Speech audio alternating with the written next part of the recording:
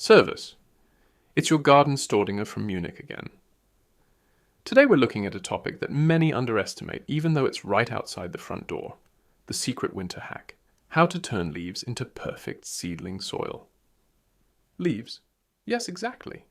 The stuff that covers your lawn every year and pretends it wants to hibernate without asking first. Early December, frosty temperatures, everything crunches, and yet there are masses of leaves lying around here. So it's high time to turn it into something useful, namely leaf mold compost that gets so good it was once traded as a secret ingredient in monastery gardens. Do the leaves even have to go? Every year, many people wonder if you even need to remove the leaves. And the honest answer is, it depends. On all flower beds and in the vegetable garden, the leaves can certainly stay put.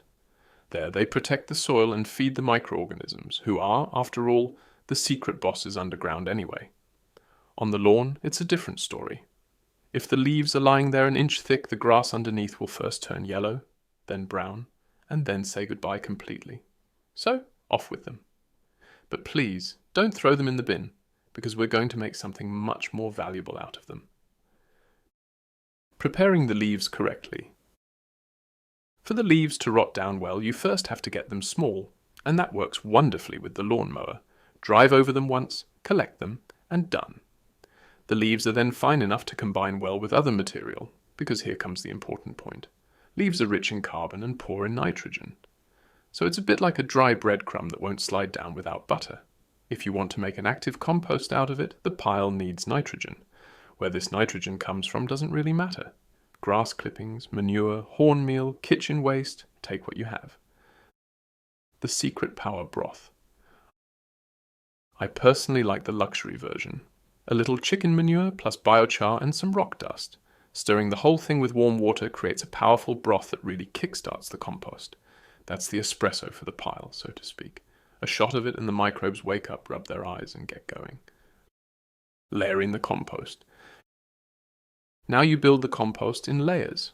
One layer of leaves, one layer of nitrogen material, leaves again, nitrogen again. And after each layer, moisten it properly, because dry leaves compost about as fast as a sack of bricks. The pile needs water to get warm. If the leaves are very dry, they can soak up a lot of it.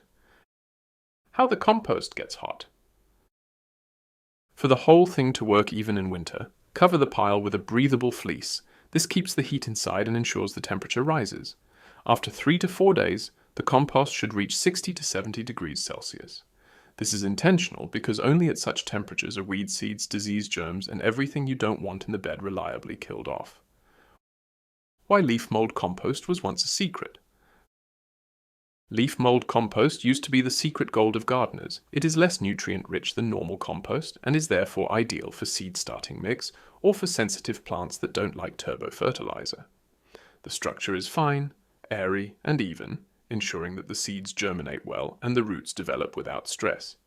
If you liked this little compost magic trick, then please leave me a like, hit subscribe, and write below whether your pile of leaves is getting so hot now that you can warm your hands on it in winter. That's exactly how it should be.